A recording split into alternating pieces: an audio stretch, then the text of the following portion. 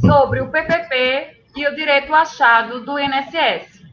Para apresentar esse grande tema, estamos aqui com a presença do Dr. Paulo Rogério Albuquerque Oliveira, como Rafael falou, o pai do NETEP. Né? Ele sabe muito, professor, tem livros, e aqui estamos com a grande companhia do vice-presidente do Conselho de Recursos da Previdência Social, Dr. Fernando Maciel.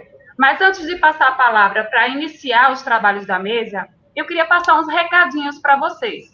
Primeiro, pessoal, inscrevam-se no canal da escola aqui no YouTube. Todas as aulas ficarão gravadas aqui no canal do YouTube. Vamos colocar também no chat o site onde vocês encontrarão todo o material desse grande evento.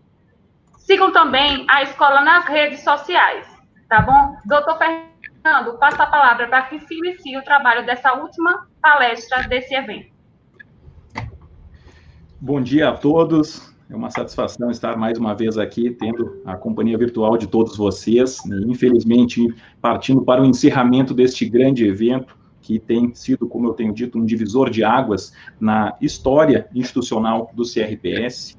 Então, temos que aproveitar ao máximo, né, já aproveito para parabenizar a participação de todos aqui, aqueles que estão aí, né, contribuindo bastante com os debates através aí dos posts no chat, nós estamos constantemente acompanhando, e como nós tivemos a oportunidade de começar o nosso evento, né, abordando uma temática muito especial, que é a questão da aposentadoria especial. Tivemos aquele workshop envolvendo o perfil profissiográfico previdenciário, e ali nós vimos muitas complexidades. Surgiu a ideia, o doutor Marcelo teve a ideia de vamos encerrar dessa forma, vamos aprofundar o conhecimento acerca dessa modalidade de benefício que nós sabemos tem um índice altíssimo de indeferimento administrativo. Então, nós temos que refletir acerca do que podemos fazer para contribuir a fim de que nós tenhamos um processo administrativo mais efetivo e que culmine com a concretização de direito daquelas pessoas que, muitas vezes, estão expostas a condições prejudiciais à sua saúde, à sua integridade física.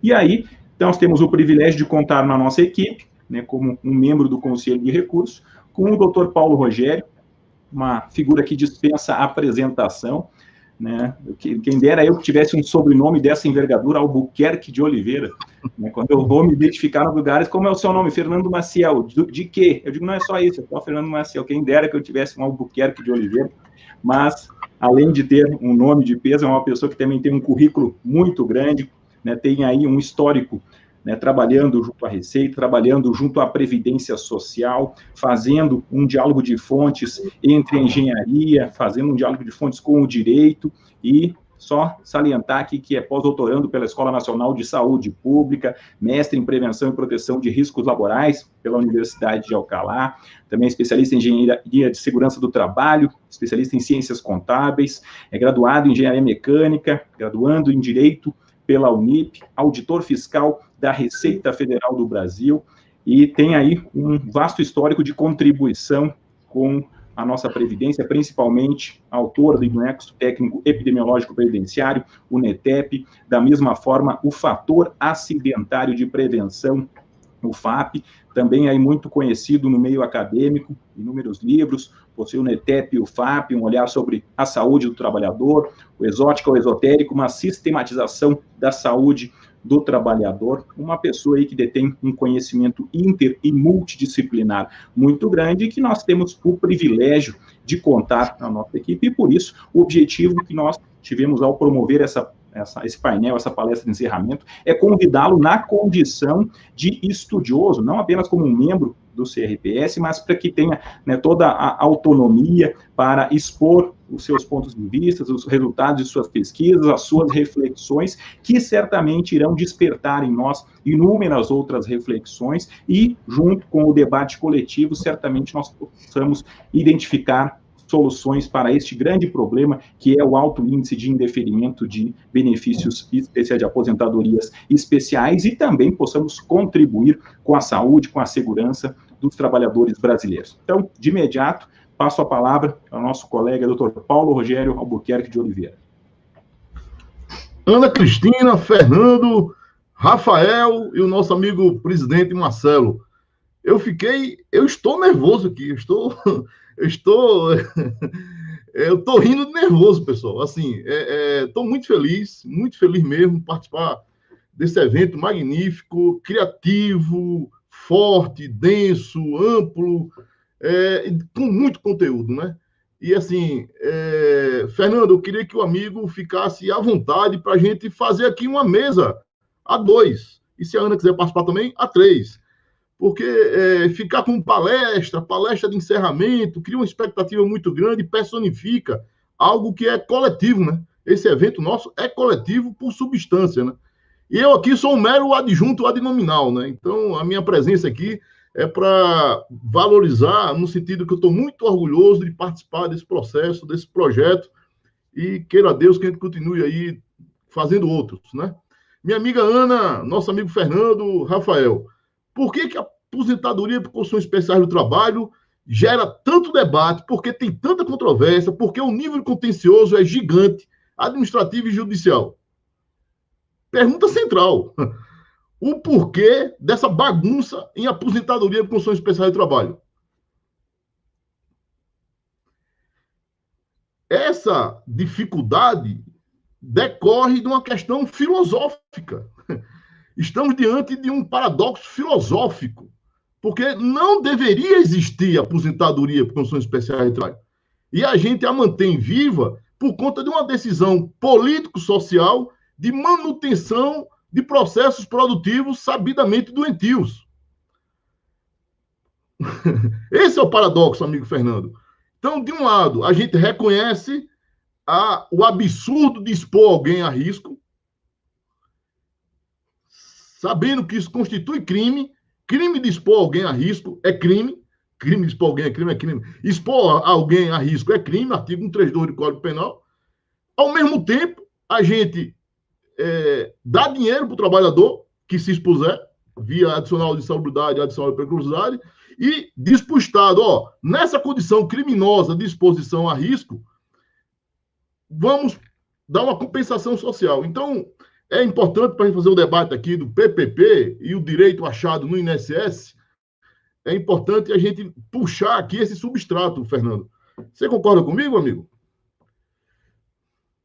Com certeza, é importantíssimo fazer essa análise mais ampla e partir dessas premissas aí, que de fato nós temos situações de não conformidades que muitas vezes nós acabamos, né, incorporando aí como sendo algo normal no processo produtivo, e o desequilíbrio do meio ambiente de trabalho não pode ser considerado como algo natural, como algo normal no sistema produtivo, né? Então, dado um absurdo genético, nós teremos absurdos desdobrados. O que vem depois desse absurdo inicial continua sendo absurdo. E é por isso que os nossos conselheiros, o nosso juiz, o nosso analista do INSS, o nosso perito médico federal e a própria empresa tem uma dificuldade enorme, enorme. E o legislador tem uma dificuldade enorme de acomodar uma situação absurda numa normalidade normativa. Eu quero chamar a atenção aqui dos amigos que o conflito filosófico é o seguinte: você mantém a condição doentia do processo produtivo a despeito de manutenção de empregos e renda, concedendo invalidez, né? Agora incapacidade permanente, concedendo auxílio-doença, concedendo pensão por morte e a própria aposentadoria por condições especiais de trabalho. Você mantém esse processo produtivo doentio e paga benefício, sustenta o SUS para recuperar fisicamente esses trabalhadores. Esse é o cenário 1, Fernando. Cenário 2, você extingue as empresas doentias, os estabelecimentos doentios, os processos produtivos doentios, em contrapartida, gasta em seguro-desemprego, porque você vai gerar desemprego. O conflito filosófico econômico é esse, pessoal. Manter um ambiente doentio que vai produzir altíssimas despesas previdenciárias e sanitárias, a despeito de renda e emprego, ou gera seguro-desemprego, não gera renda nem emprego, salário, encerrando essas atividades produtivas doentias. O que você prefere, amigo Fernando? Matar a empresa ou matar o empregado dessa empresa?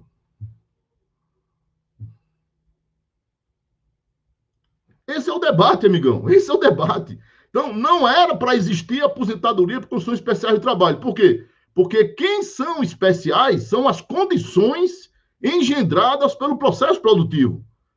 Cuidado, não existe aposentadoria especial. Aposentadoria por tempo de contribuição. Quem é especial são as condições engendradas pelo processo produtivo, administradas, organizadas, com poder diretivo, poder disciplinar. Então, esse empregador que vai usar energias, fator de risco físico, vai ter posturas, vai ter repetição, vai ter ritmos, vai ter medos, vai ter pressões do ponto de vista psicoergonômico, fator de riscos psicoergonômicos, vai ter risco de queda, choque, afogamento, eletrocução, pérfuro cortante, todos esses traumáticos no campo dos fatores de risco mecânicos e acidentes. O empregador, sabendo da presença desses fatores de riscos, que são indissociáveis do processo produtivo e, portanto, não elimináveis e não neutralizáveis, sabendo disso, ele vai produzir com um subproduto obrigatório, qual seja acidente do trabalho. Então, nós instituímos, do ponto de vista filosófico, um estado de acidente. Então, nós instituímos um estado de acidente que produz um falecido, um óbito a cada 1 minuto e 9 segundos, Fernando. Um acidente de trabalho a cada 51 segundos. Isso com os dados do Anuário Estatístico do ano passado, o Anuário Estatístico da Centro-Trabalho, considerando horas úteis de trabalho, né? Você pega as horas úteis de trabalho e faz essa divisão de acidentes, óbitos por hora útil, você verifica que nós temos aí um acidente fatal praticamente a cada minuto de trabalho. Fernando, não sei se essa lógica, se essa introdução minha aqui, ela se coaduna com os objetivos aí do CRPS, mas eu precisava fazer essa introdução. Com certeza, Paulo. E só para esclarecer também aí, aqueles que nos assistem, esses dados estatísticos que nós verificamos, que já são alarmantes em termos de números de acidentes e doenças ocupacionais, eles são extremamente subdimensionados, porque eles levam em consideração, no caso aí do impacto previdenciário, da consequência previdenciária, aqueles benefícios concedidos sobre a natureza acidentária. É o B91, é o B93, B94. A experiência que tive na Advocacia Geral da União, ingressando com as ações regressivas, somente em casos de acidentes fatais que geram pensão por morte, nós tínhamos 85% de subconcessão. O que é isso? É conceder um B21, uma pensão por morte, no caso, ao invés de ser uma pensão acidentária.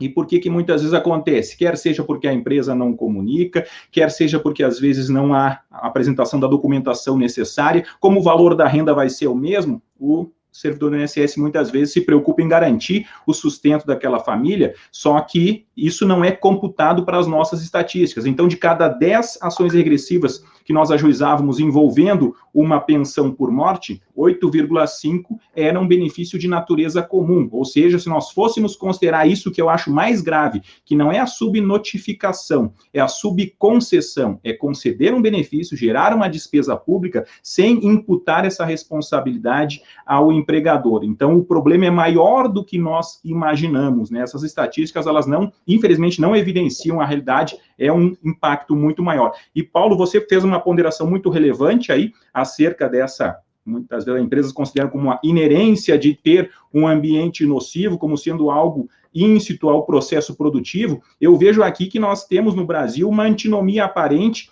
entre o artigo 7º, inciso 22, que fala lá da redução dos riscos inerentes ao trabalho por meio de norma de saúde e segurança. Notem que o dispositivo constitucional não fala em eliminação, ele fala em redução dos riscos. Mas aí o inciso seguinte fala o quê? Adicional de insalubridade e periculosidade. O empregador brasileiro, ele acha que pode escolher. Olha, ou eu invisto em prevenção, ou eu pago, ou eu monetizo a saúde desse trabalhador. Na verdade, não existe essa escolha, né? O ordenamento jurídico, a Constituição, determina a prevalência da vida, da saúde, da integridade, da dignidade humana e dignidade do trabalho. Então, deveria adotar todas as medidas para redução dos riscos. Não sendo isso possível, aí que nós poderíamos partir para a monetização. Só que, infelizmente, hoje, a gente verifica que as empresas acham que tem a opção de escolher, né, aí é uma análise econômica, muitas vezes, o que é mais vantajoso? Implementar medidas de prevenção ou ou atuar de qualquer forma sem responsabilidade, sem uma gestão em matéria de saúde e segurança e depois ter alguma responsabilidade por isso, não é, Paulo? Amigo, você lembrou bem. É um aparente conflito, né, como você colocou, é uma aparente antinomia. Por quê? Porque o legislador infraconstitucional até hoje não fez a lei de insalubridade. Então, quem falou que é monetização de risco? O que é monetização de risco é a atual lei, artigo 189, 190, 191 da CLT, essa sim que monetiza e coloca no bolso do trabalhador 10, 20 ou 40% do salário mínimo. Mas isso é uma lei, ao meu ver, inconstitucional, porque ela não foi recepcionada, principiologicamente falando, não foi recepcionada pela Constituição da República de 88. O atual ordenamento jurídico que determina o pagamento monetizando o risco é do projeto político de 1967, cuja lei, a 6.514, é de 1977. Então, o atual capítulo 5 da CLT, que monetiza o risco, é inconstitucional porque exatamente não respeita, né, esse princípio primeiro da dignidade da pessoa humana, princípio segundo da intricidade do risco ao processo produtivo. O risco é intrínseco, indissociável do processo produtivo. Logo, ao se falar em redução, mitigação dos efeitos e redução das fontes energéticas, das fontes arriscadas, né, das fontes perigosas. Agora, dada essa situação de holocausto, que nós somos obrigados a colocar alguém em sacrifício para o bem da minha filha, porque alguém vai ter que subir numa torre de alta tensão, alguém vai ter que ficar no balcão do hospital, alguém vai ter que ficar num espaço confinado dentro de um porão qualquer aí, alguém vai ficar numa situação arriscada para o bem maior da sociedade, que é o fruto daquele trabalho. E, nesse caso, diz a Constituição da República, nós temos que fazer a compensação social por um holocausto que nós definimos que ele é vantajoso para o bem coletivo, a despeito do prejuízo do bem individual. Estamos sacrificando o bem individual de cada um dos trabalhadores à medida que nós elegemos o bem coletivo como algo a ser observado em primeiro plano. Dado isso, nós, eu, você, Fernando, e todos nós que estamos nos ouvindo aqui, a gente tem que fazer pressão no Congresso Nacional para que o dispositivo constitucional tenha uma lei infralegal regulando o adicional de insalubridade. E não necessariamente monetizando no bolso do trabalhador. Quer ver um exemplo, Fernando? Digamos que a gente, eu e você, a gente chega lá para os deputados, deputado, vamos fazer uma lei aqui, regulamentando aqui o inciso 22 do artigo 7º, adicional de remuneração por insalubridade. A partir desta lei, a empresa que tiver 10% de insalubridade, Fernando, vai reduzir 10% da jornada, mantendo o salário de 8 horas. O que você acha dessa lei? Eu acho que vai ao encontro ao dispositivo constitucional que fala, de fato, da redução, né, dos riscos inerentes e a redução quantitativa e qualitativa, né, que seja por exposição a horas de jornada, né? Isso, amigo. E aí vamos junto, eu e você. Eu pego o meu Twingo aqui, a tua Kombi aí, a gente vai junto. Eu sou deputado, tá aqui, ó. Com esse dispositivo legal, regulamentando esse dispositivo constitucional, a gente mata dois problemas numa solução só. Qual seja? Introduz um viés positivo para o empregador, porque efetivamente ele vai querer as 8 horas de trabalho. Ele não vai querer o adicional de insalubridade, porque ele quer as 8 horas. Ele não quer pagar 7,2 horas, que é o 10% a menos de jornada por conta da insalubridade, valendo 8 horas. Né? E aí você mata um segundo problema, que é essa imbecilidade da monetização do risco. A Constituição da República não trouxe monetização de risco. Isso é outro debate aqui acadêmico que eu fico nervoso quando... não, é monetizado. Que monetizado, cara? O que é monetizado é a inércia do legislador em não regulamentar o dispositivo. Nós não temos nenhum compromisso com a CLT de 1977, que está baseado no projeto político de 1967, que o bem jurídico tutelado era o trabalho, não o trabalhador. Então, proposta objetiva aqui, Fernando, nesses desdobramentos nossos aqui, da nossa escola, é colocar uma solução para que a gente combine redução de risco com compensação social para um risco intrínseco. Né?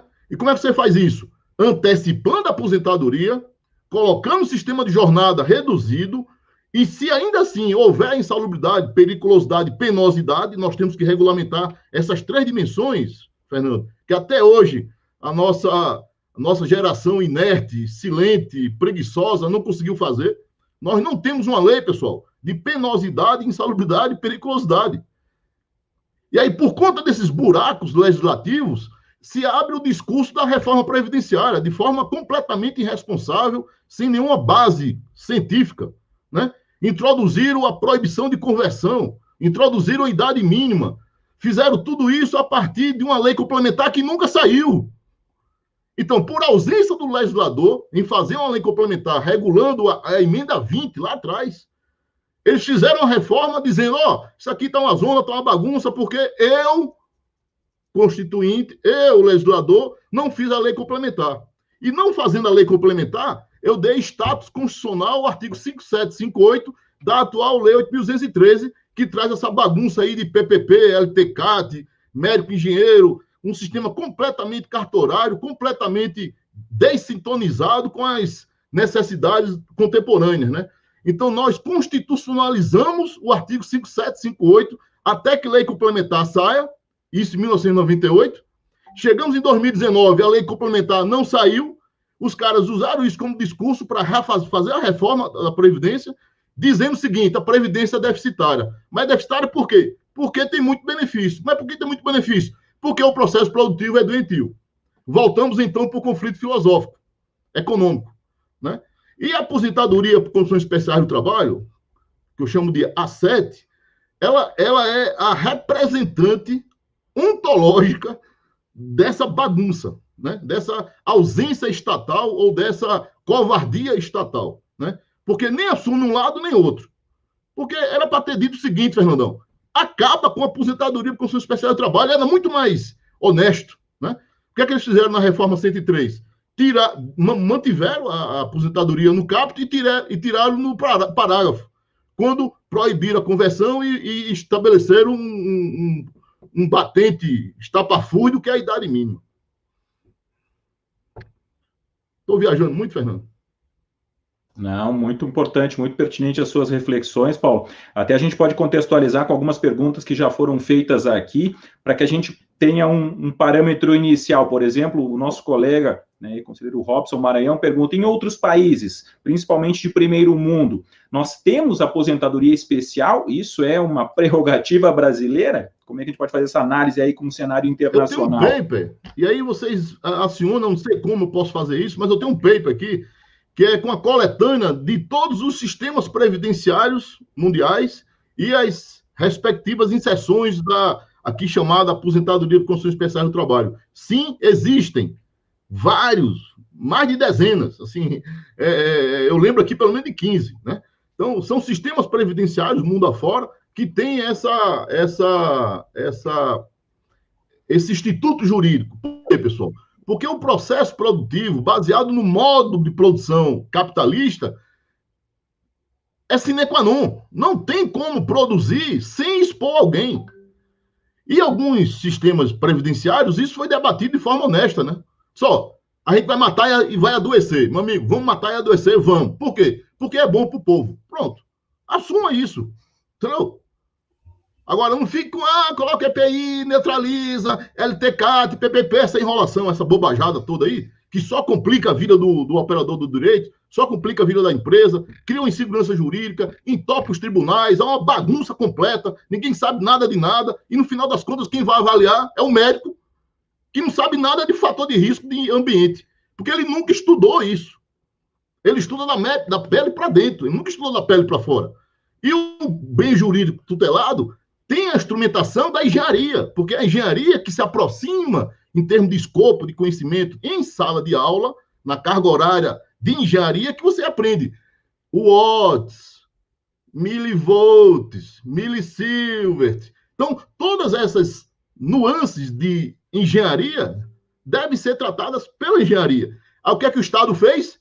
olhou de lado, olhou para o outro, não tem ninguém, vai tu, não, quem vai? Vai o médico perito, que era o que tinha mais próximo lá no INSS, Fernandão. Olha a bagunça que a gente está. Por quê? Porque não tem lei. O legislador não fez a lei complementar e não vai fazer, porque está muito cômodo essa bagunça.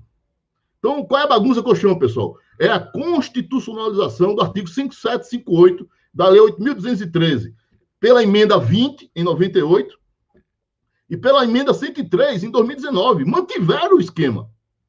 Pior, tem uma súmula vinculante via mandado de injunção do STF, trazendo toda essa porcaiada aí para o serviço público. A súmula 33, Fernando, súmula 33 do STF replica o sistema, o subsistema RGPS de aposentadoria de condições especiais do trabalho, replica para o servidor público federal. Então, qual é a saída para a gente? O que eu enxergo? É um choque normativo de preenchimento das lacunas infraconstitucionais, porque a Constituição está perfeita. O que está faltando agora é o Poder Legislativo legislar. Legislar o quê? Lei complementar. Lei complementar baseada em quê? Não pode ser baseada em laudo, não pode ser baseada em PPP, porque isso é de interesse da empresa. Então, nós temos aí um conflito de interesse. Jamais alguém que, sob conflito de interesse, vai ter imparcialidade para produzir um documento que lá na frente servirá como meio de prova, que é o tal do PPP e do LTCAT, que se a empresa disser que tem ruído, tem que pagar 6%. Se reconhecer isso no PPP, está sendo réu confesso.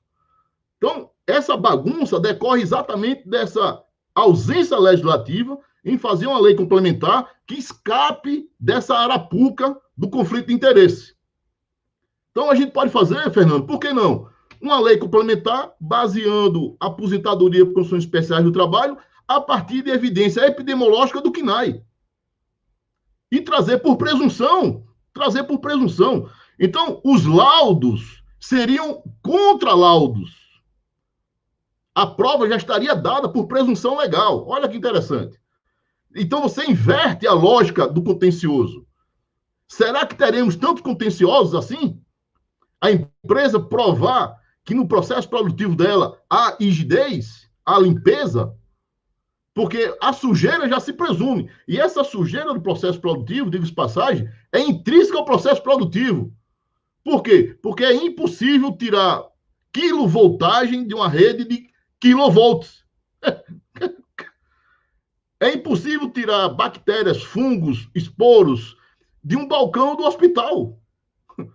É impossível tirar o confinamento de alguém que está preso dentro de um tubulão.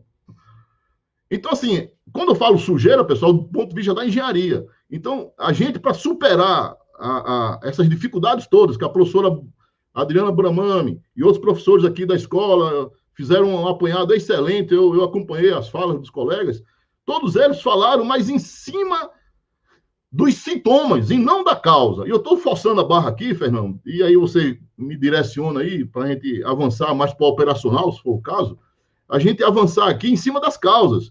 Por que os nossos advogados, por que vocês estão sofrendo tanto e o próprio INSS, a Justiça, batendo cabeça com o PPP? Porque ele nasceu de um erro. O erro é genético. Nós temos o empregador que faz o LTCAT, faz o PPP e produz prova contra si mesmo. Vai para o INSS que comete o segundo erro. Tem um erro legislativo, tem um erro do empregador e tem um segundo erro agora que é do INSS, que pega esse documento todo bichado, todo banguelo, podre, fala, vou negar o benefício porque esse campo não foi preenchido. Essa culpa é de quem, cacete? Quem não preencheu esse campo aqui? Mas o segurado que vá lá, faça diligência, vá atrás, peça, por favor, pelo amor de Deus, para a empresa preencher o buraco lá do PPP. Doutor Paulo Rogério, não. Fazendo uma pequena intervençãozinha aqui para duas coisas. Primeiro, se o senhor quiser compartilhar sua tela aí com os slides, alguma coisa, eu entendi que o senhor disse que precisaria. O senhor pode usar aqui embaixo o share screen, onde tem um monitorzinho, e aí o senhor compartilha a sua tela. E outra coisa que a gente conta aqui também nessa mesa com o professor Gustavo Beirão, que é o presidente da terceira Câmara de Julgamento E ele vai trazer aqui também como debate um tema correlacionado, né, ao do Dr. Paulo Rogério, que é o engenheiro do trabalho como parecerista em sede recursal dos processos administrativos de aposentadoria especial no CRPS. E aí, para engrandecer esse debate, doutor Gustavo Beirão estará aqui com a gente também, tá? Obrigada. Não vai engrandecer, não, vai agigantar, vai dar uma dimensão cósmica. A gente está saindo do microcosmo aqui, vai para o macrocosmo. Meu amigo, o beirão não é uma beira qualquer, não é uma beira, é um beirão, entendeu? Então, na hora que o cara está sem eira nem beira, eu estou com beirão. Então, assim, eu estou muito protegido, graças a Deus. Seja bem-vindo aí, Gustavo, uma excelente contribuição. Temos que aproveitar a prata da casa, e aqui temos duas, na verdade não é prata, é ouro.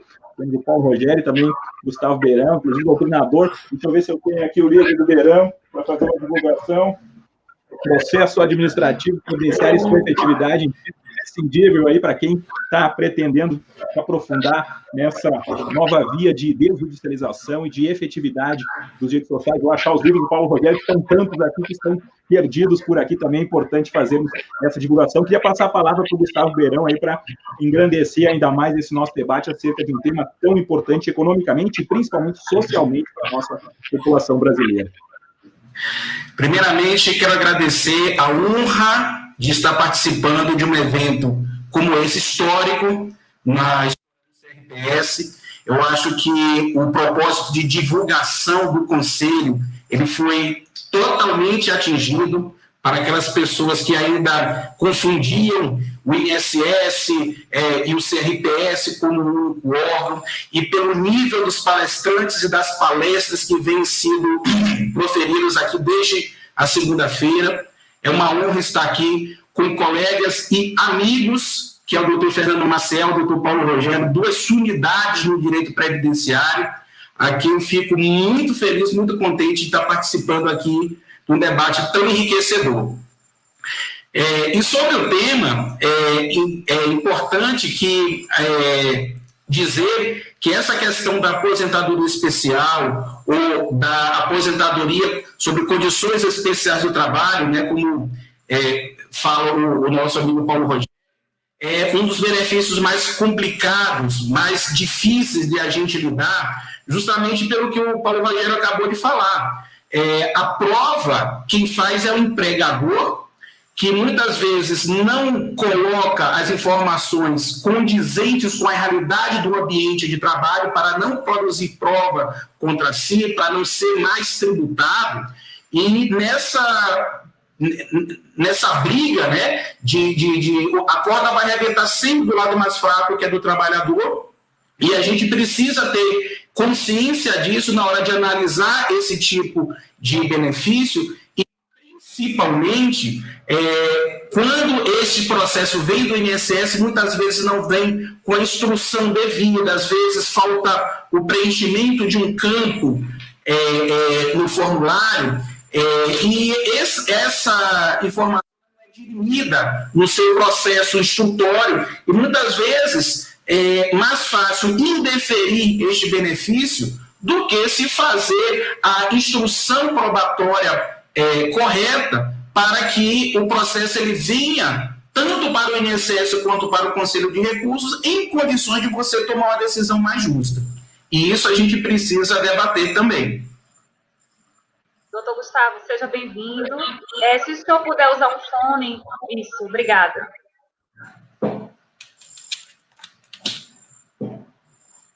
Alô, melhorou? Pronto. Então, é isso. Eu, inclusive, estava preparando aqui, não sei se já é a minha vez de falar, eu acho que ainda o doutor Paulo Rogério tem mais uns minutinhos, mas quando for o momento, eu queria trazer assim, um histórico, né, de como que se deu a avaliação desses formulários, desses laudos técnicos ao longo da nossa história e vou propor aqui umas provocações para a gente poder debater.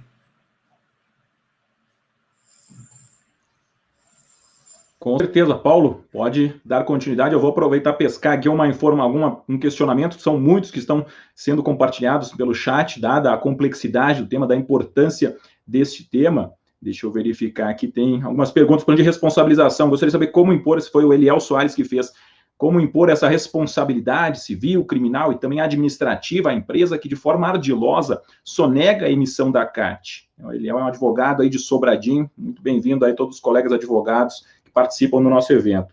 Por favor, Paulo.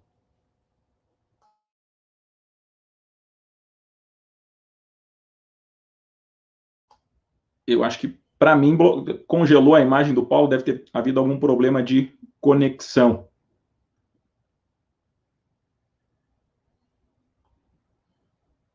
Vamos tentar um contato aqui com o Dr. Paulo para confirmar o que aconteceu. Então, vamos aqui aproveitar para inverter a pauta. Beirão, se vira nos 30. Então, vamos lá, gente. Bom, o tema que me foi proposto era justamente fazer uma avaliação a respeito da viabilidade de termos, dentro do Conselho de Recursos, engenheiros de segurança do trabalho como pareceristas para auxiliar a avaliação e julgamento dos processos. Eu vou tentar tentar compartilhar aqui uns slides.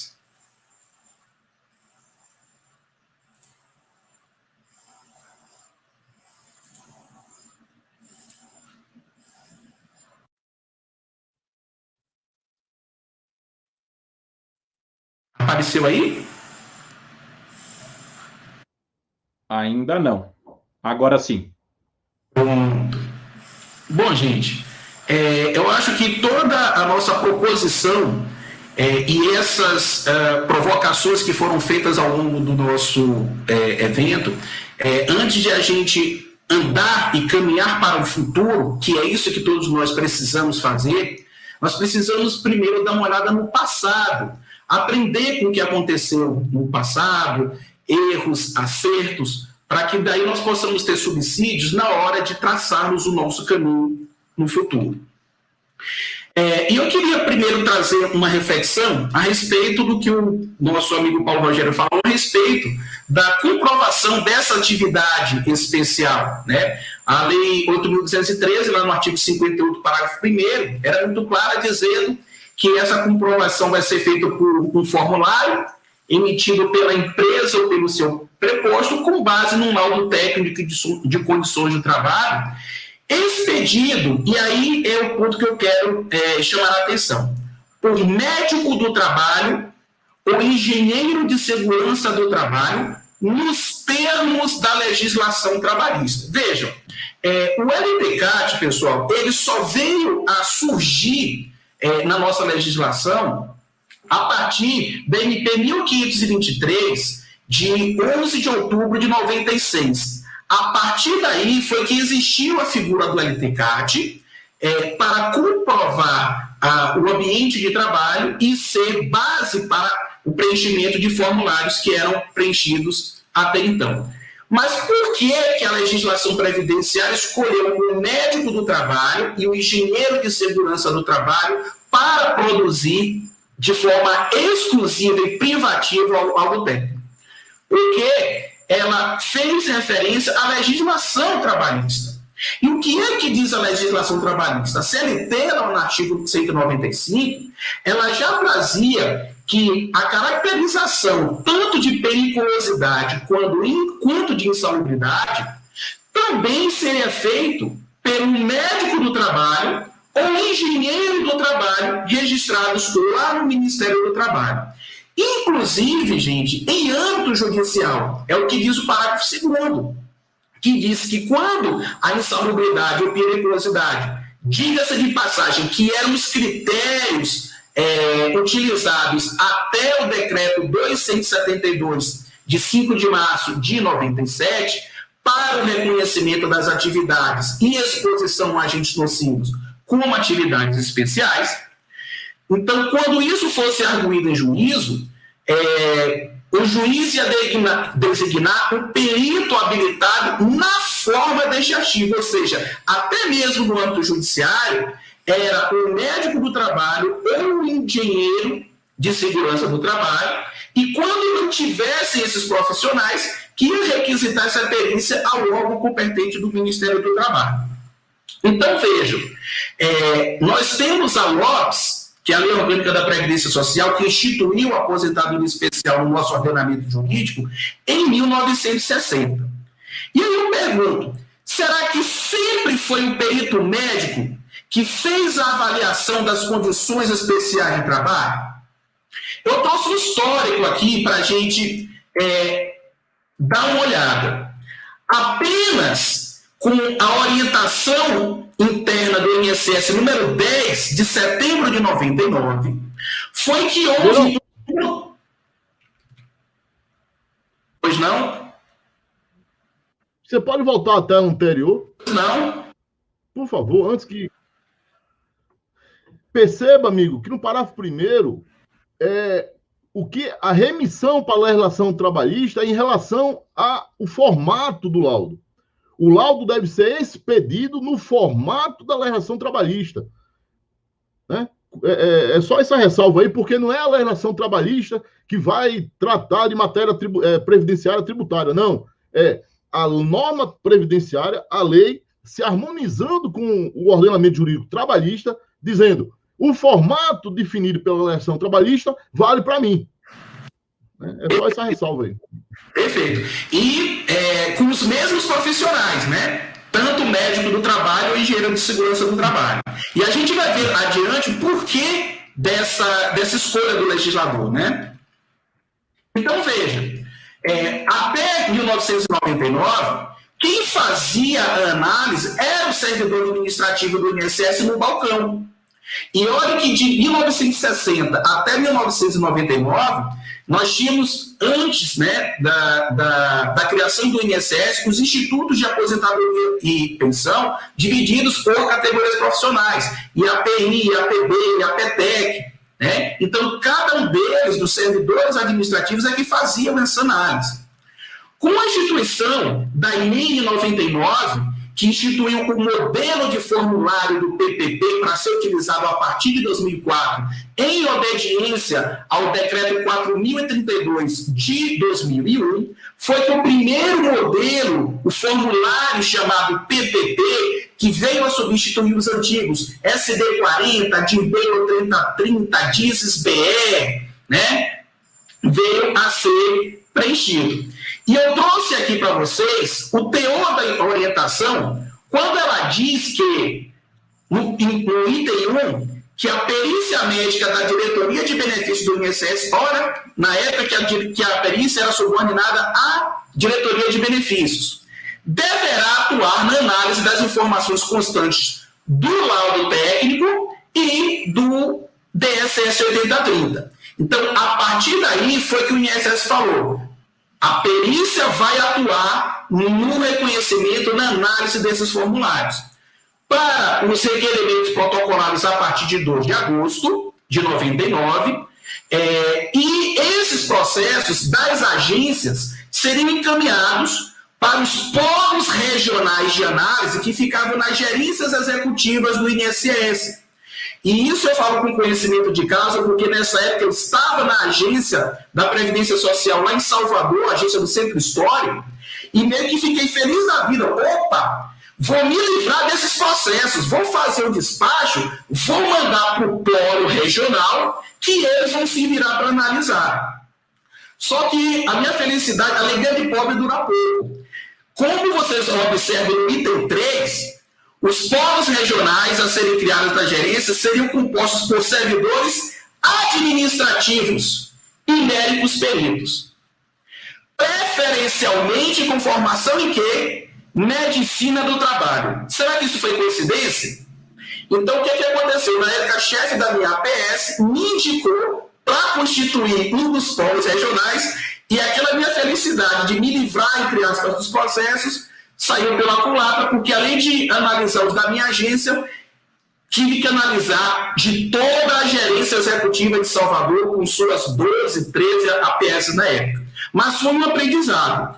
E não era, por acaso, que o polo era constituído por servidores administrativos. Por quê? Porque até então a perícia médica não tinha familiaridade nem com o LTCAT, nem com os formulários. Nós, enquanto administrativos que vimos isso diariamente na PS, é que fomos designados para um treinamento específico junto com os peritos médicos, nos termos do item 3, que está aí sublinhado para vocês. E a partir daí foi que nós tivemos o primeiro checklist na história de como que a gente deveria analisar os formulários e os laudos técnicos. Interessante que, à época, nós tínhamos que solicitar esclarecimentos aos responsáveis pela emissão dos referidos documentos, ou seja, para a empresa. E quando tivesse dúvidas ou informações incompletas, dava-se um prazo de 60 dias, de 15 dias, respeitado o prazo de 60 dias de cumprimento de diligências. E caso não fosse cumprida, como eu disse, a corda estoura do lado mais fraco. O benefício seria indeferido. E o item F ainda falava o seguinte: quando da análise, nós tínhamos que fazer um relatório e encaminhar a fiscalização da gerência executiva.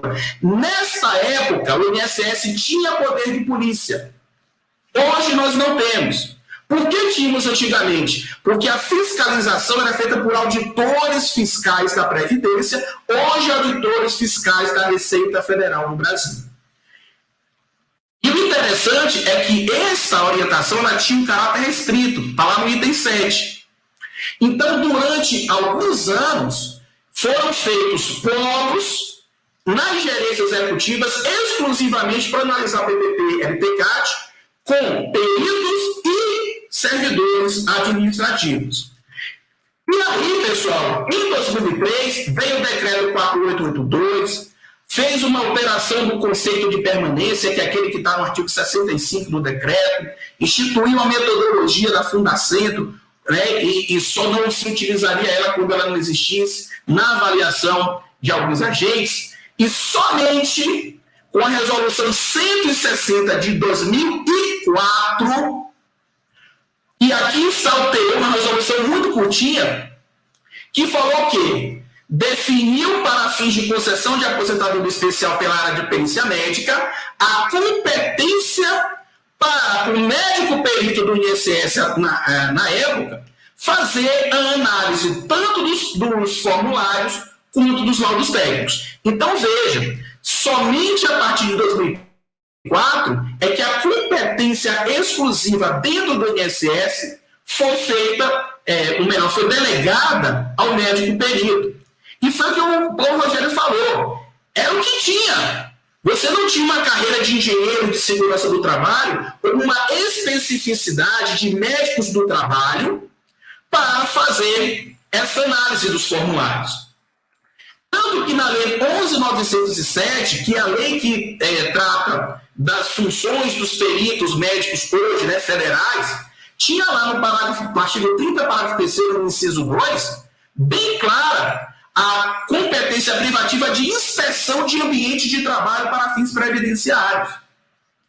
E isso trazia, até então, um alento no seguinte sentido: se o PPP ou o formulário ou o laudo técnico não tivesse trazendo as informações necessárias para uma análise cabal, justa, efetiva, o perito poderia ir até a empresa para fazer a inspeção, conforme o próprio decreto, né, 3048, na época, né, na redação do artigo 68, parágrafo 5º, cuja redação original, ela dizia que a perícia do INSS deve analisar o laudo, bem como inspecionar, na redação original. Depois isso foi meio que relativizado e falou o seguinte, pode inspecionar se necessário.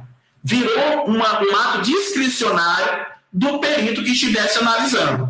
E isso foi internalizado na nossa IN 77, na IN 77 do INSS, que diz que a análise vai caber ao perito médico, só que lá no artigo 297 diz que também o perito ele pode solicitar esclarecimentos, remeter as solicitações ao administrativo para os devidos encaminhamentos, caso ele identifique inconsistência, divergência ou falta de informações indispensáveis ao reconhecimento do direito de enquadramento.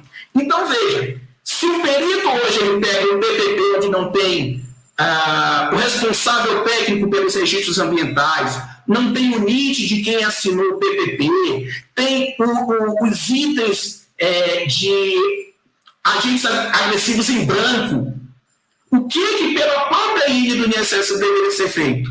Remeter esse processo ao servidor administrativo para que ele solicite esclarecimentos e preenchimentos. E aí quem está nos ouvindo, quem tem a experiência, seja como servidor do INSS, como advogado e como conselheiro, pergunto, será que isso é cumprido? E outra coisa, a própria INE, no artigo 686, fala da necessidade da instrução processual da maneira correta. Diz que quando for necessária a prestação de informações ou a apresentação de documentos por terceiros, neste caso, empresas, nesta relação do INSS com o segurado, ela poderia ser enquadrada como um terceiro, poderá ser expedida a comunicação para esse fim, mencionando-se data, prazo e forma e condições de atendimento. Não sendo atendida a solicitação, o INSS adotará medidas necessárias para a obtenção do documento ou informação. Então, vejam que o dever da instrução processual, a própria INE já traz. Ela diz que a quem cabe analisar laudo técnico e PPP, se tem informação divergente, inconsistente ou inexistente, tem que solicitar dos responsáveis pelo documento para terceiros o preenchimento, a complementação dessas informações. Só que na prática a gente vê que não é bem isso que acontece. E ainda o artigo 298 fala que sempre que ele julgar necessário, ele pode solicitar as demonstrações ambientais e outros documentos pertinentes da empresa e inspecionar. E olha que valia seria se essas inspeções fossem realizadas. Porque aí ele diz que as inspeções realizadas em outros processos administrativos podem ser utilizadas e anexadas no processo de análise, caso haja coincidência fática relativa à empresa, setor, atividades, condições e locais de trabalho. Então, por exemplo, nós temos algumas empresas que elas já são recorrentes no nosso processo administrativo, como Raizen, Petrobras e outras grandes empresas. Imagine que uma empresa, uma inspeção feita numa empresa, e gerando o resultado dessa inspeção, quanto que isso poderia ajudar em outros processos, criar-se um banco de laudos, por assim dizer, para que todas as vezes que tivéssemos processos de determinadas empresas, nós pudéssemos utilizar inspeções que já teriam sido feitas e, inclusive, suprir defeitos em PPPs e em laudos técnicos de condições ambientais do trabalho. Bom, daí, pessoal, em 2015, veio a resolução 485, que disciplina a inspeção na empresa pela perícia do INSS. E ela diz lá no seu artigo 4º que a finalidade dessa inspeção é verificar se existe por parte da empresa cumprimento quanto às normas de segurança e higiene do trabalho, verificar a adoção e uso de EPI e de EPC, verificar se as informações do PPP estão em consonância com o LTCAT e se o LTCAT está em concordância com o meio ambiente de trabalho inspecionado. E a própria resolução, ela diz que, no seu artigo 3º, demonstrando que o INSS não tem poder de polícia, ela diz que essa inspeção ela deve ser precedida do envio de carta de comunicação. Ora, se eu vou fazer uma inspeção na empresa, eu não vou dizer, empresa, dia tal, eu estou indo aí, para você dar tempo de ela maquiar o ambiente de trabalho para uma inspeção. Você simplesmente chega e faz. Então, veja que a inspeção pela perícia, ela depende de uma carta que vai ser enviada para a empresa, E ela também tem que dar ciência ao segurado, dizendo, em tal dia, em tal horário eu vou fazer a inspeção. Se você quiser participar, você pode trazer um médico assistente, um representante do sindicato, um preposto, para participar. E o interessante, pessoal, é que depois de tudo isso, veio a Lei 3.846 e alterou a Lei 907, que fala das atribuições da perícia médica, e, inclusive, nós já recebemos até um parecer da Perícia Médica Federal em processos que estávamos julgando no Conselho de Recursos, dizendo, né, nós pedimos uma inspeção na empresa e eles disseram que não iriam fazer porque agora, com a Lei 3.846, não está expressamente prevista a inspeção. Como vocês podem ver, o parágrafo 3º, nos incisos de 1 a 6, ele fala que são essenciais e exclusivas da Perícia Médica Federal a emissão de parecer conclusivo contra a incapacidade laboral, a verificação, quando necessária, a análise da procedência de benefícios previdenciários, e aí ficou uma redação muito vaga, muito genérica, onde, no meu entender, cabe, dentre as análises, as de PPP, de LTCAT e também a inspeção, mas não está expresso como estava na redação anterior. Caracterização da invalidez, auditoria, instrução de processos tributários e previdenciários, assessoramento técnico na representação judicial e extrajudicial, análise de movimentação de FGTS e o exame pericial para verificar a existência de deficiência e as atividades acessórias previstas no artigo. E o parágrafo 4º delegou ao ministro da Economia autorização de outras atividades médicos periciais. Então, nós já tivemos casos onde o parecer foi no sentido de que ele não faria a inspeção porque hoje não existe mais esta previsão expressa na lei. Bom, aí nós abrimos um regulamento da Previdência Social, no artigo 338, já com a redação atualizada pelo decreto 10.410, no parágrafo 2º, que diz que a perícia vai ter acesso aos meio ambientes de trabalho e a outros locais onde se encontram documentos referentes ao controle médico de saúde ocupacional e aqueles que digam respeito ao programa de prevenção de riscos ocupacionais para verificar a eficácia das medidas adotadas pela empresa para a prevenção e controle das doenças. E o parágrafo 3º diz que o INSS, ele auditará. Veja que o comando não é uma faculdade. Não diz que o INSS poderá auditar. Ele auditará a regularidade e a conformidade das demonstrações ambientais. E aí, demonstrações ambientais, pessoal, cabe LPCAT, PPRA, PCMSO, PCMAT e todas aquelas demonstrações que mostram o monitoramento do ambiente de trabalho, incluindo as de monitoramento biológico e dos controles internos da empresa relativos ao gerenciamento dos riscos ocupacionais, de modo a assegurar a veracidade das informações prestadas pela empresa. Veracidade das informações prestadas pela empresa e constante do CNIS, bem como o cumprimento das obrigações relativas ao acidente de trabalho. E, por fim, no parágrafo 4, diz que a perícia médica, ela pode, inclusive, para fins de aplicação de multa, de apuração de irregularidades, comunicar formalmente aos demais órgãos interessados. Então, veja, dito isso, eu fiz uma pesquisa, né,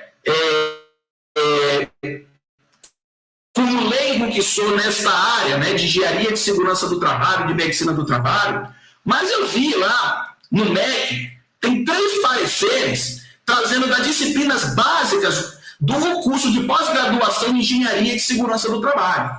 Então, são lá 20 horas de introdução à engenharia, prevenção a controle de riscos em máquinas, equipamentos e instalações, 140 horas de higiene do trabalho, proteção ao meio ambiente, enfim.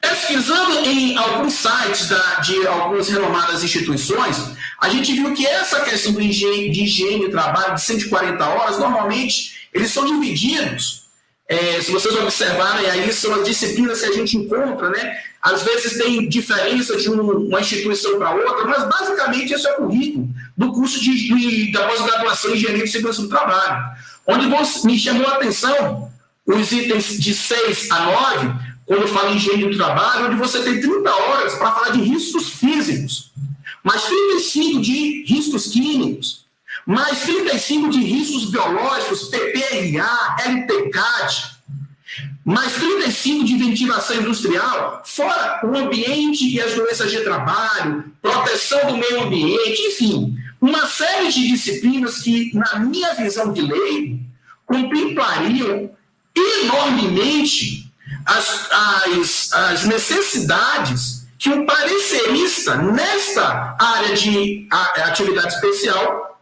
precisaria ter para me prestar um parecer com mais segurança. Em relação à medicina do trabalho, também achei muito interessante a grade curricular, onde fala sobre a segurança no trabalho, higiene no trabalho, patologias ocupacionais, toxicologia, legislação do trabalho, perícias no trabalho, PCMSO, PPRA, engenharia de segurança. Então, em suma, são as disciplinas que são ministradas no curso de pós-graduação em medicina do trabalho. E também tive a curiosidade para pegar as disciplinas que são ministradas no curso de pós-graduação em perícia médica. E lá nós vemos uma abrangência muito maior, né? Vemos ali a história da medicina pericial, medicina legal, tem inclusive disciplina específica de perícia previdenciária, mais criminologia, laboratório médico legal, enfim. E aí, pessoal, trazendo o que é que Verão, me permite só, parafraseando o nosso contemporâneo Jô Soares, sem querer te interromper, mas já te interrompendo, acho que nesse particular é importante a gente ampliar o debate aqui para o Paulo, inclusive, ele também coordena alguns cursos de pós-graduação para ouvir, né, a sua opinião acerca dessa composição da grade curricular, que vai evidenciar quem tem mais expertise. E até para puxar o gancho, Paulo, nós tivemos uma pergunta aqui que tem pertinência também com isso, questionando se haveria um conflito, uma contradição entre legislação trabalhista, previdenciária e a Constituição Federal, e nesse contexto aí de fazer uma análise multidisciplinar, interdisciplinar, envolvendo outras ciências, se a medicina seria a área adequada ou se então seria a engenharia. Queríamos ouvir você a respeito disso. Você quer concluir, Beirão, esse apanhado aí? Só falta esse slide.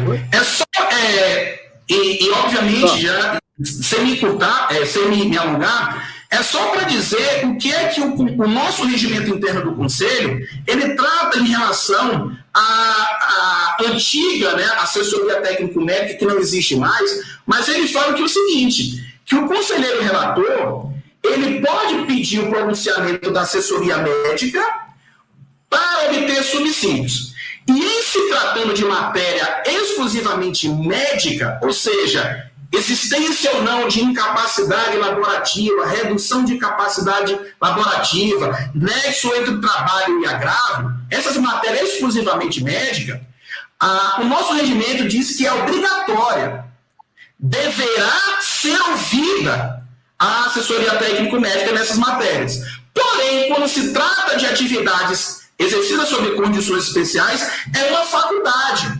O relator poderá submeter os autos à assessoria técnico-médica, ou seja, quando é matéria médica, obrigação de submeter. Quando é atividade especial, não precisa, não há obrigatoriedade. E com isso eu termino os slides, justamente, Paulo, que era justamente a provocação que a gente, né, muito bem levantada pelo doutor Fernando, que a gente queria, eu trouxe somente o que é que existe hoje, né, o que é que a gente garimpou em termos de disciplinas, especializações, o que diz o Conselho, para a gente agora passar a bola para você, mais do que ninguém, pessoa mais indicada para poder falar sobre isso tudo, essas abobrinhas que a gente levantou aí.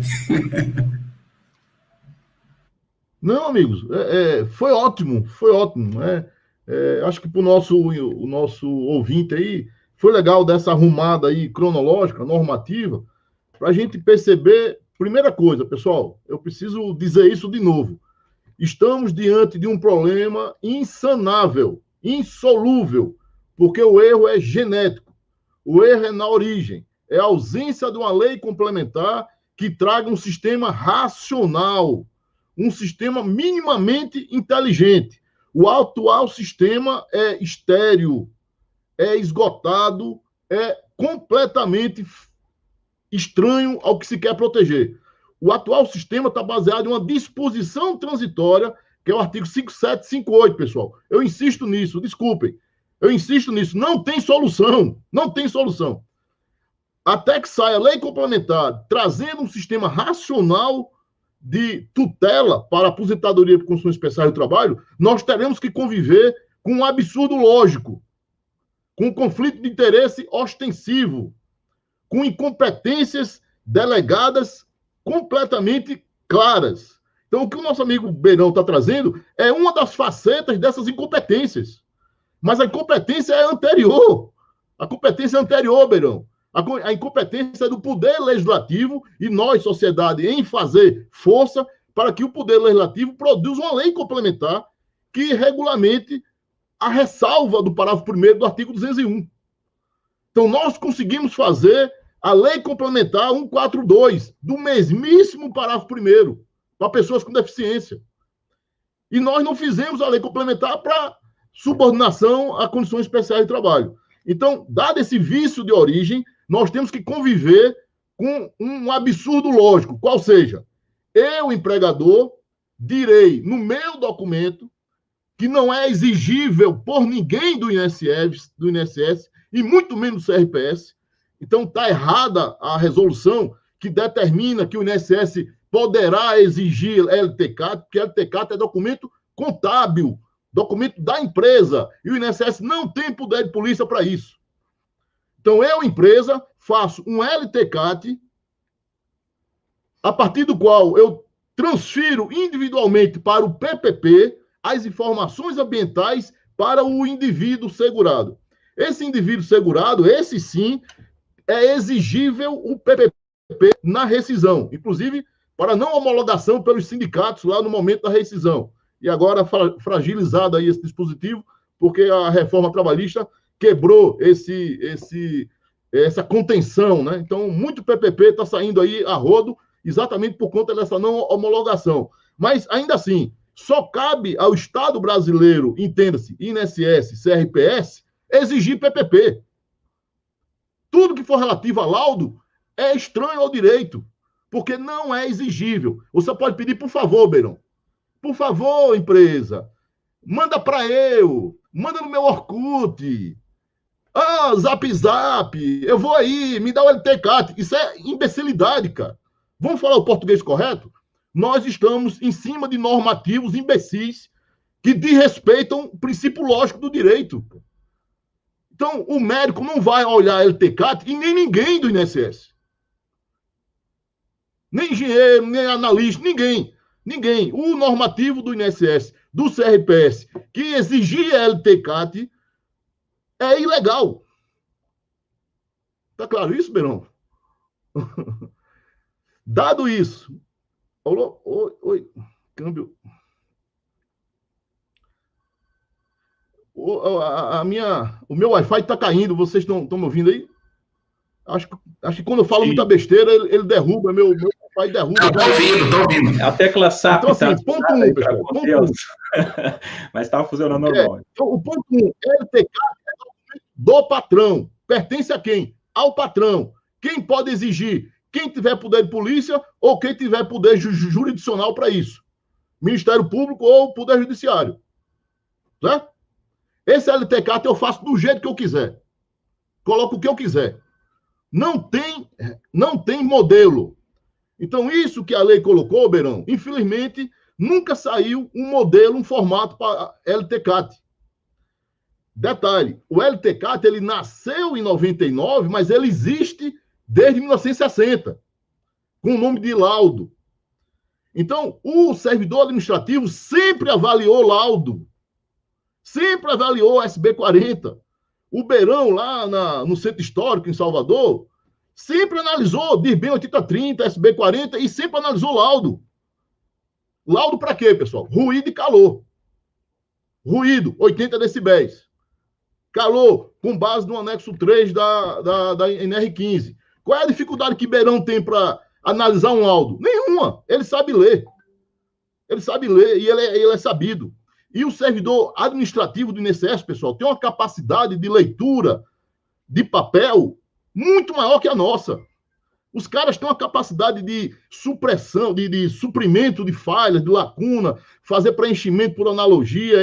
Eles fazem essa interpretação de forma muito, muito solene e preocupada, né, com o vazio que chega à mão deles. Os servidores administrativos já têm essa preparação cognitiva, né? Sabe que vai chegar porcaria para ele. O servidor já sabe que a empresa vai produzir porcaria. As empresas são fábricas de fraudes. Então, o sistema atual está esgotado por quê? Porque está baseado numa fábrica de fraude, que é o PPP do jeito que eu quiser, traduzindo, transferindo informação que eu vou produzir do jeito que eu quiser, no tempo que eu quiser, sem nenhuma preocupação com princípios contábeis. Por quê? Porque esses laudos, até 1998, não tinham repercussão tributária. A partir de 98, passou a ter repercussão tributária, porque é a obrigação acessória jurídico-tributária. E aí você tem que preencher os princípios contábeis: prudência, continuidade, oportunidade, competência. E esses papéis de trabalho, dentro de uma visão contábil, é que deve ser objeto de um treinamento para o nosso servidor público, herói, analista, que deve ter uma gratificação só para isso. Então, eu migrei o meu entendimento, viu, Beirão? Eu sou coordenador de curso de Engenharia e Segurança do Trabalho, então eu estou muito à vontade aqui para falar disso. Eu não preciso de engenheiro de segurança do trabalho. Se eu tiver um servidor administrativo orientado, treinado, capacitado, com um normativo que preste. Qual o problema hoje, pessoal? É que qualquer um que for analisar não vai concluir. Porque é uma fábrica de fraude. Então, não é um problema de interpretação, não é um problema de cognição, de capacidade acadêmica, de carga horária. Claro que isso ajuda muito. Claro, se eu estou lendo DBA e eu sei que uma função logarítmica vai dizer que o log de 2 na base 10 é 0,3, que vezes 10 dá 3, o fator de dobra é 3, isso ajuda na minha leitura. Claro, eu sou engenheiro, isso facilita. Mas eu não preciso disso. Por quê? Porque eu preciso, dada a ausência da lei complementar, que faça uma faxina nesse sistema, dada a porcaria que nós temos hoje, que é o artigo 5758, que perpetua o PPP e o LTCAT, dada essa porcariada toda, o que a gente precisa fazer é trazer para o ringue o responsável pela informação, que é o CNPJ. E aí a gente tem que lançar a mão, amigos, né? E eu já respondi a questão do engenheiro. Sim, o engenheiro é importante. Sim, o engenheiro não é imprescindível. Entre o engenheiro e o médico, o engenheiro tem mais carga horária nesse conteúdo programático do que o médico.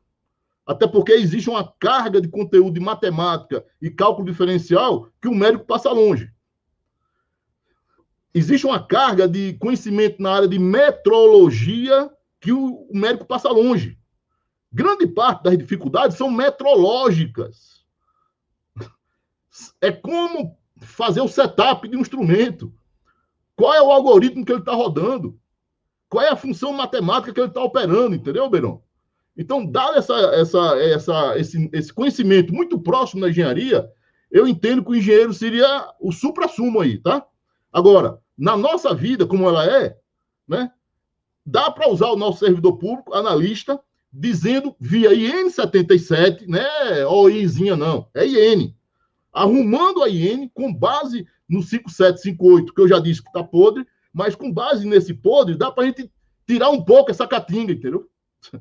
Ou seja, faz uma IN que se alinha ao decreto, que a IN hoje é ilegal porque ela se insubordina contra a norma superior, que é o decreto, ela inventa coisa, né? Enfim, então, a despeito disso, como é que a gente resolve? Revisa a IN 77. Alinha com o decreto, alinha com 5758 da Lei 813. Segundo ponto, inverte o 11 da prova, cara. Nós aqui, a gente precisa usar minimamente o direito. Então, o analista do INSS, via IN, o CRPS, via resolução, o CRPS, via instrução interna, dizer o seguinte: parte. CNPJ é parte. Litisconsórcio necessário.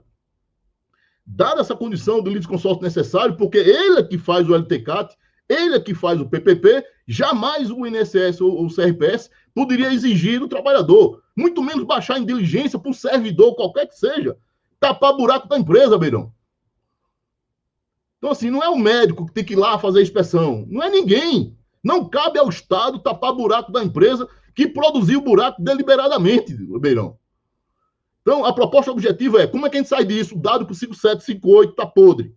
Por que está podre? Porque tem o PPP, que é da empresa, tem o LTCAT, que é da empresa, quem faz a empresa, entrega para o trabalhador e ele que se vire. Gera o contencioso, o problema do Beirão, o problema do INSS, o problema do Poder Judiciário. Como é que a gente sai disso? Inverte tudo. CNPJ é parte. Sendo parte, artigo 400 lá do Código de Processo Civil, que eu vou ler para vocês aqui, rapidinho. Então, eu vou lá na seção 6 da exibição de documentos ou coisa. Artigo 400. Ao decidir o pedido, o juiz admitirá como verdadeiros os fatos que, por meio de documento ou da coisa, a parte pretendia provar. Se o requerido não efetuar a exibição nem fizer nenhuma declaração no prazo do 398, que são 5 dias, o juiz vai assumir como verdadeiro o argumento, o pleito do trabalhador. Então, nós temos o artigo 400, né? Pessoal, eu falo o artigo 400, mas o 396 é o 405, que fala das provas e documentos, né? Então, a parte detentora do meio de prova, né? E aí você, o peticionante, no caso do segurado, ou você, lá no litígio, você tem que fazer a composição do polo passivo com CNPJ, pessoal. Esse é o nosso erro maior. O nosso erro maior é deixar incólume aquele que deliberadamente tem uma fábrica de fraude. Esse é o ponto. Então, o CRPS tem que inverter o uso da prova, dar prazo para o empregador. Meu amigo, é 5 dias, amigão, é 5 dias. Traga aqui o tapa-buraco da sua porcaiada aqui, de PPP, LTCAT, sua bagunça aqui, traga as informações. Se não trouxer de forma idônea, é especial. Comunico à Receita Federal para constituir o crédito. Comunico de fraude em documento público, o Ministério Público. Estamos falando de crime, pessoal. Então, o que chega na mão do INSS, o que chega na mão dos conselheiros, é fruto de crime. E a gente não faz nada com isso, cara. Fica baixando em diligência para o trabalhador arrombado, filho de Eva, talvez um dia, quem sabe, conseguir tapar aquele buraco. Pum! A gente fica culpando o médico perito, fica culpando o servidor do INSS, dizendo que o Beirão é incompetente porque ele está pedindo diligência. Claro! Se a empresa produziu o buraco deliberadamente.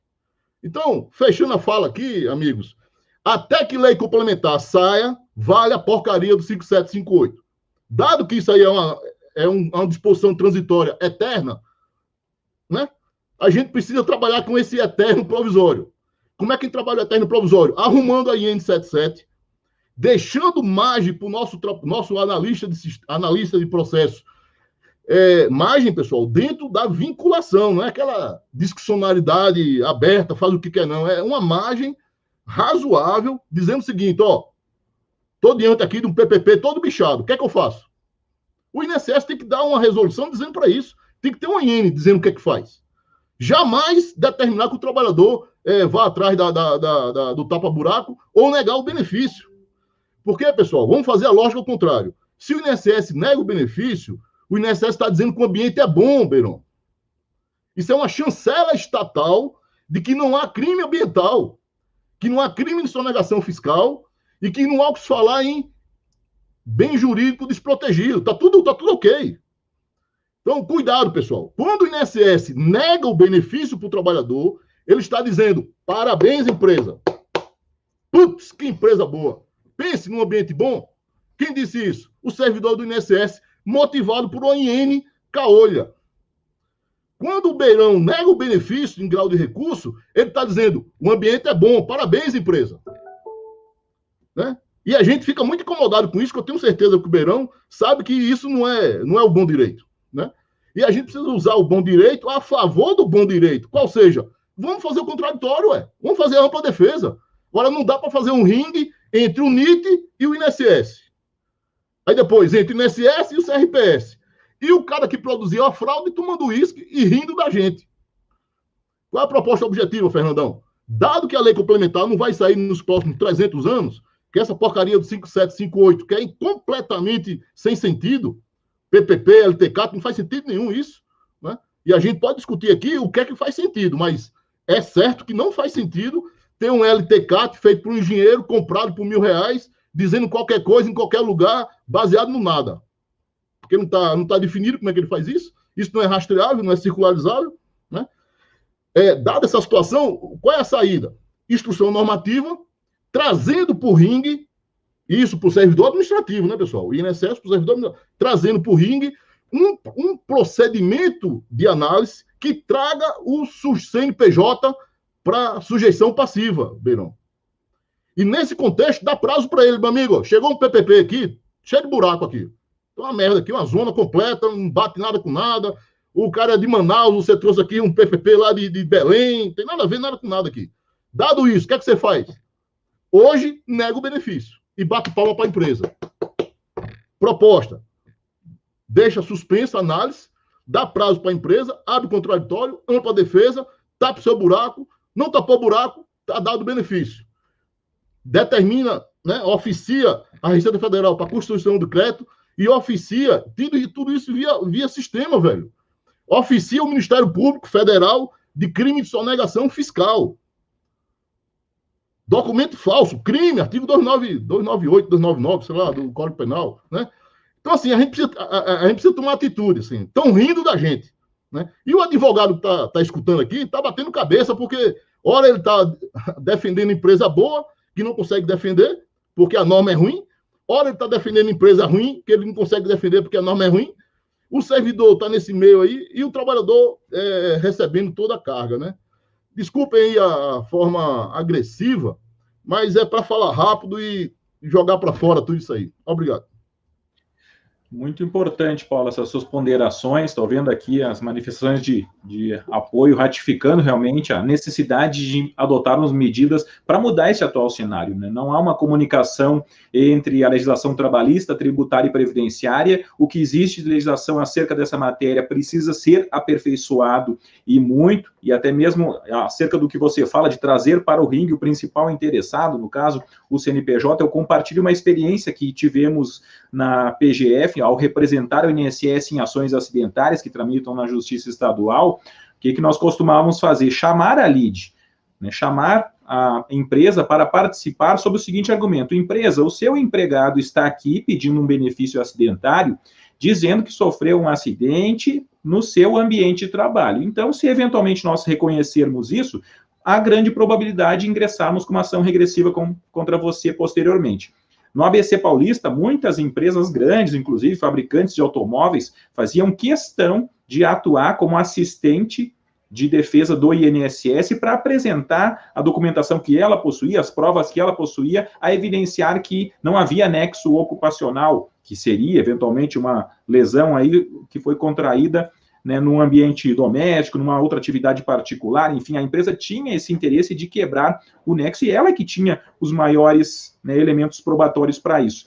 Aqui na aposentadoria especial, porque o INSS ele vai manter o contato com quem? Diretamente com o trabalhador, sendo que quem produz as provas suficientes para garantir o direito desse trabalhador é a empresa, e ela não está sendo chamada a participar desse debate. Eu vou começar agora a compartilhar com vocês algumas perguntas, intercalando uma para o Paulo Rogério e uma para o Gustavo Beirão.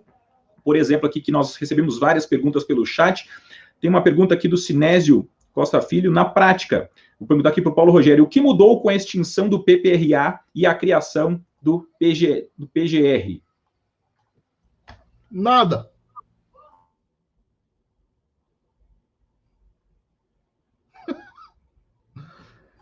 Quer fundamentar a resposta? Vai ser mais um papel aí, vai ser mais um documento que a empresa tem domínio completo, não circularizável, não rastreável, não fiscalizável, e se fiscalizável, uma multa de R$4, R$3, 500 o FII, NR 28, norma feita pelo patrão, porque o patrão quer do jeito que ele quer, para cobrir apenas um tipo de segurado, que é o segurado empregado. A Constituição da República fala em saúde do trabalhador, e aí fica a pergunta, por que não faz NR para os outros trabalhadores? Porque o empregador que é tripartite não quer? Então, essas normas faz de conta aí, o nome já diz, são normas faz de conta exatamente para fazer de conta que tem uma prevenção, porque, afinal de contas, eu já socializei todo o meu prejuízo decorrente do risco ambiental.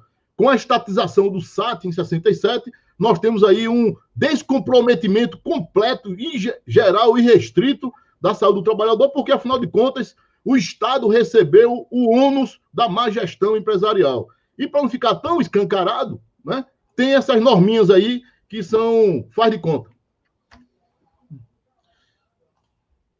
Importante. Vou passar agora uma pergunta para o Beirão, que chegou aqui, que envolve a questão do recurso ordinário.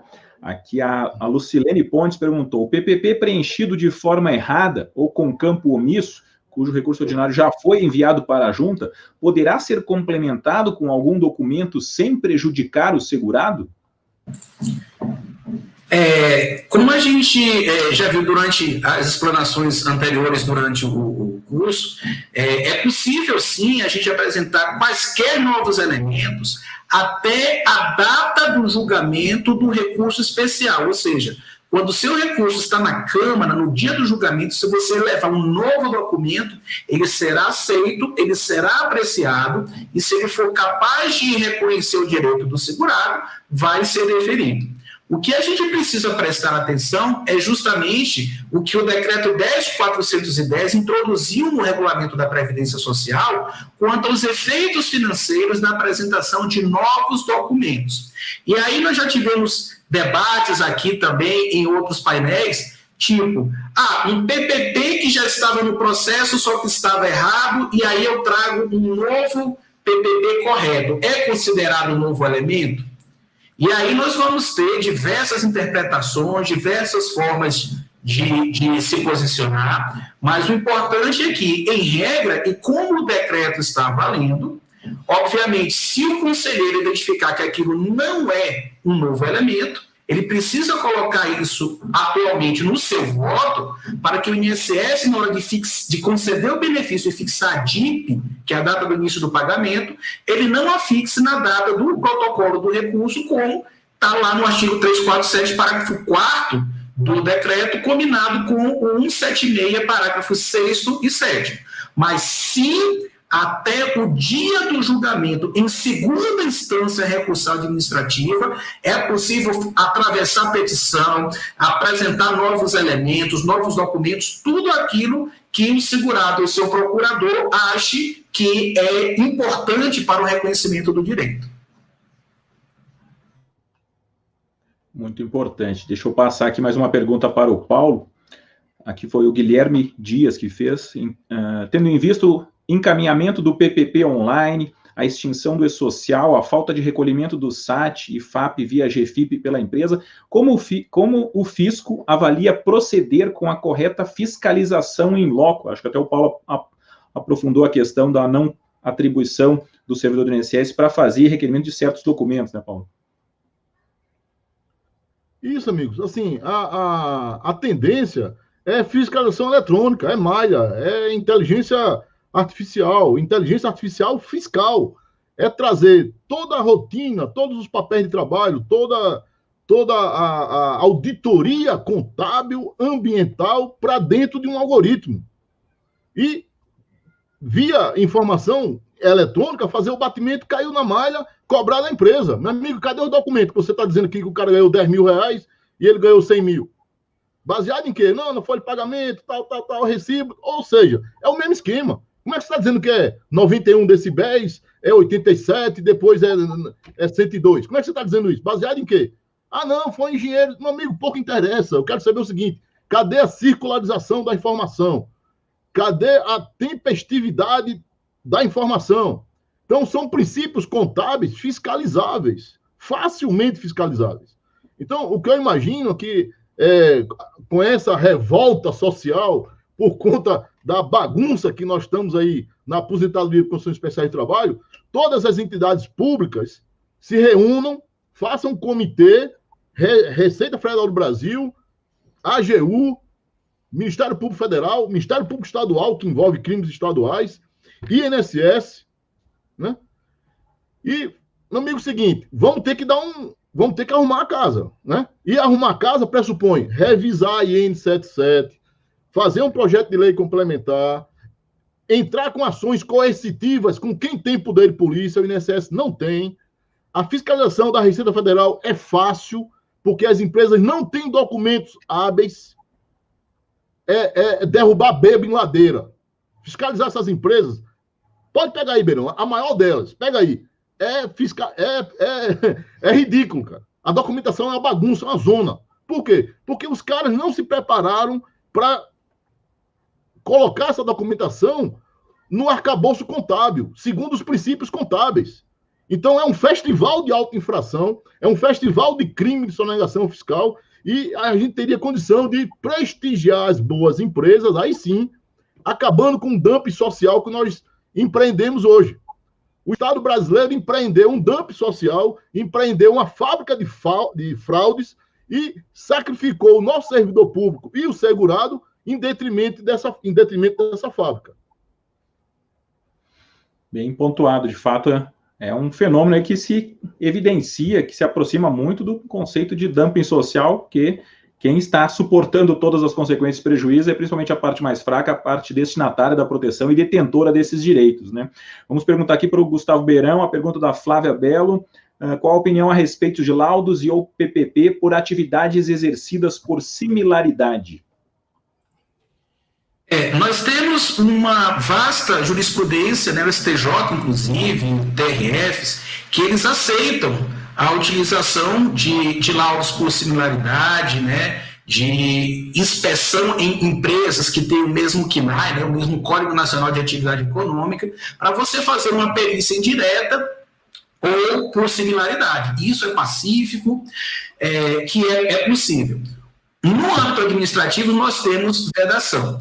A questão do PPP, por exemplo, é porque é um documento individualizado. Ainda que você tenha um outro PPP de outro segurado que trabalhou na mesma empresa, na mesma atividade, não pode ser utilizado como prova emprestada. O que é previsto no âmbito administrativo para você utilizar como prova emprestada são laudos, né, coletivos da mesma empresa, onde abranjam os setores, os agentes agressivos, as medições, e aí não tem problema, pode ser utilizado, inclusive, aqueles oriundos de ações judiciais, coletivas ou individuais, desde que sejam da mesma empresa e abranjam os setores, os agentes nocivos. Isso a própria IN 77, no artigo 261, ela já prevê. Então, no âmbito administrativo, são aqueles laudos da mesma empresa, coletivos, e os documentos individualizados no âmbito administrativo não podem ser utilizados como prova emprestada. No âmbito judicial, isso já é amplamente sedimentado, já não tem nenhuma controvérsia a respeito disso. Muito bom. Vamos aqui mais uma pergunta para o Paulo.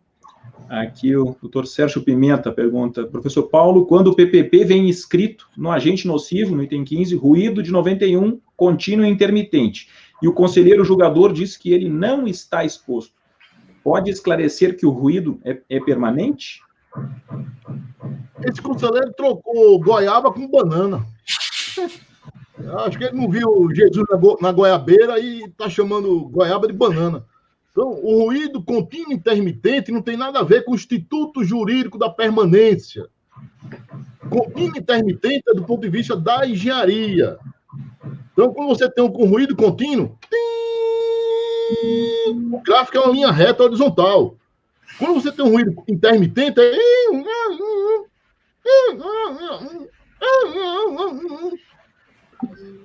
qualquer menino sabe disso.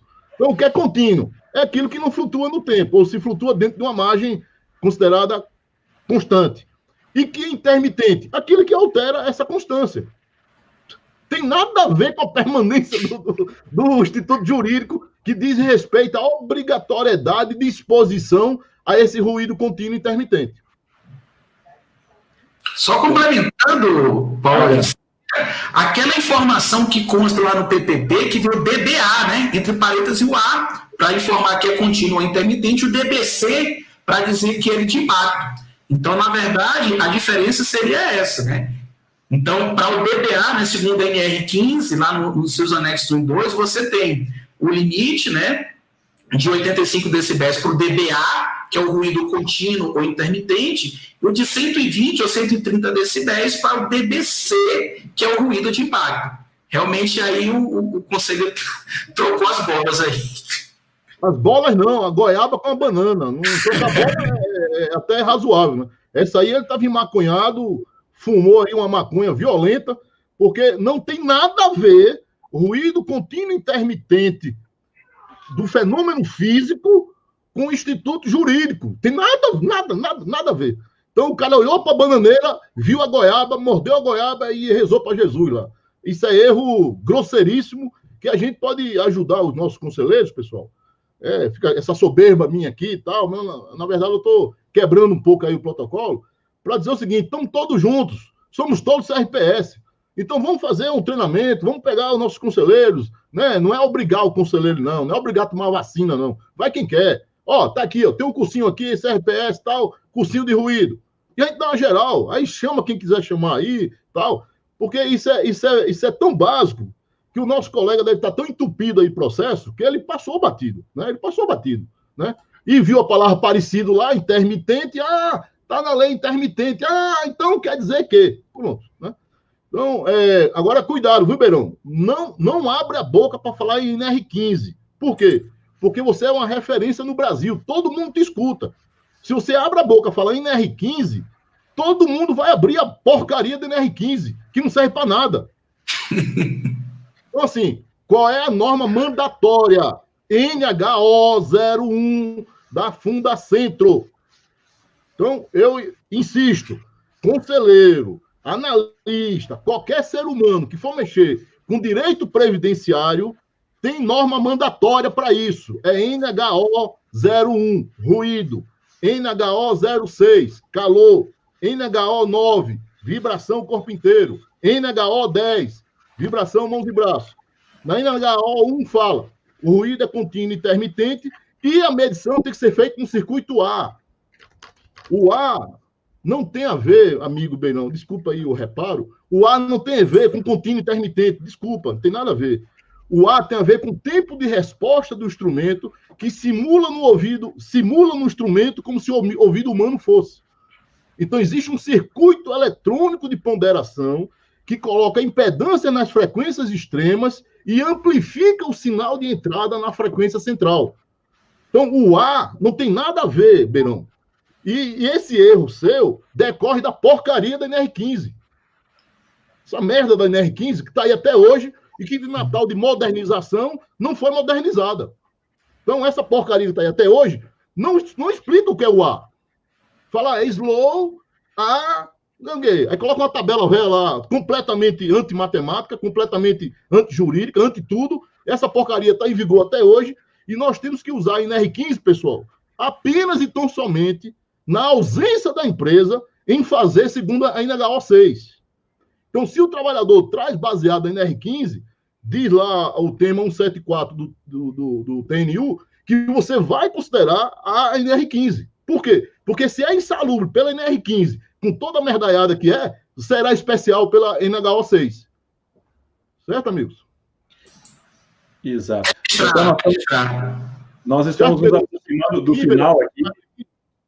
Estamos nos aproximando do final. Eu vi aqui que teve uma ponderação, eu acho que foi inclusive do doutor Sérgio Pimenta. Já cansei de pedir aos conselheiros para citar a receita para cobrar os créditos. Os conselheiros alegam que não podem oficiar. Aí o Paulo Ribeiro reforçou essa mensagem. Como poderia o CRPS determinar a intimação da receita? Seria por meio da AGU? Nós temos aqui um projeto piloto que está sendo encabeçado pelo Paulo Rogério, de uma aproximação institucional entre o CRPS e a Receita. Gostaria, Paulo, que você falasse um pouco desse projeto que visa a um fluxo de informações previdenciárias e fiscais para que a gente possa resolver também esse problema aí da aposentadoria especial sem uma necessidade de intimação, de requisição, mas sim uma atuação, né, em parceria institucional junto à Receita Federal. Amigos, o Fernando é um lorde, né? O Fernando é um lorde. Ele fala que eu estou fazendo. Na verdade, é o presidente Marcelo e o vice-presidente Fernando que estão revolucionando para melhor, muito melhor, o nosso CRPS. E nessa revolução, e aqui esse momento nosso é a manifestação viva dessa revolução, né? A gente está aqui com o microfone aberto, eu falando besteira, falando palavrão, desrespeitando vocês, mas ao mesmo tempo sendo honesto, né, com o meu pensamento e com a minha forma de me expressar, né, pessoal? É assim, eu peço desculpas pelas expressões chulas, mas isso aqui faz parte do calor do debate e a nossa vontade de melhorar, né, Fernando?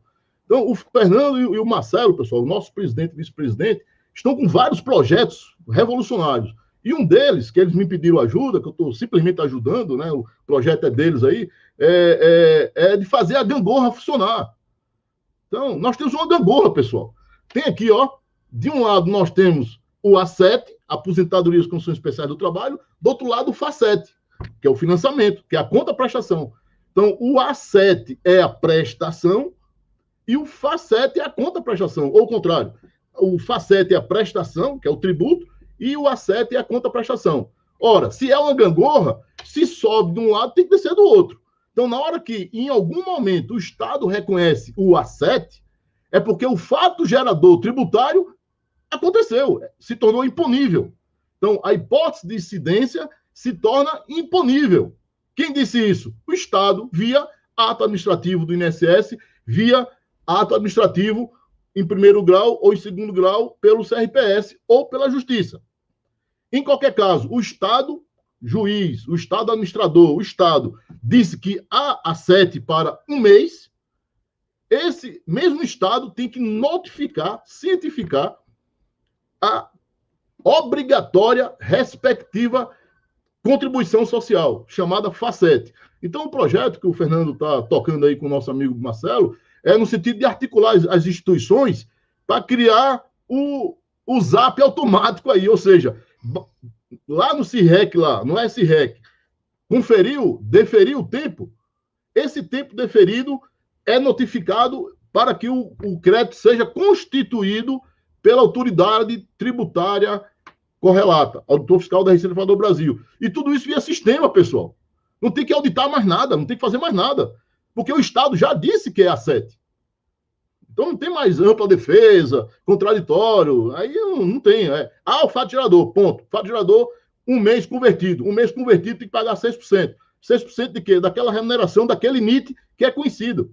Tudo conhecido. Então, o sistema Receita recebe a notificação do sistema INSS, sistema CIRREC do CRPS, e dispara um procedimento de constituição de crédito.